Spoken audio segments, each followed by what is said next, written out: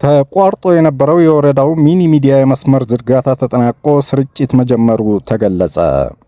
የባቲ ወረዳ መንግስት ኮሚኒኬሽን ጽህፈት ቤት የወረዳውን ሁለንተናዊ መረጃዎች ከሚያሰራጭባቸው መንገዶች ውስጥ አንዱ የሆነው ሚኒ ሚዲያውን በመጠገን ወደ ስራ ማስገባቱ ታውቋል። በሚኒ ሚዲያው ይተላለፉ የነበሩ መረጃዎችም በመስመሩና በማይክሮፍ ድምጽ ማጉያ ላይ በደረሰ ብልሽት ፕሮግራሙ ለረጅም ጊዜ ተቋርጦ መቆየቱም ተገልጿል። ይህንን ብልሽት በመጠገንና የወረዳውን ሁለንተናዊ መረጃዎች ተደራሽ ለማድረግ የሚያስችል የጥገና ስራውን የጽህፈት ቤቱ ባለሙያዎች ሙሉ በሙሉ በመሳተፍ የመስመር ዝርጋታውን ሰርተው በማጠናቀቅ የፕሮግራም ስርጭቱን ማስጀመር ችለዋል። በወረዳው ሚኒ ሚዲያ የሚተላለፉ ዝርዝር ፕሮግራሞች ምን ይዘቶች እንደሚዳስስና የሚተላለፍበት ቀን በወረዳው መንግስት ኮሚኒኬሽን የፌስቡክ ፔጅ የሚቀርብ መሆኑም ተገልጿል።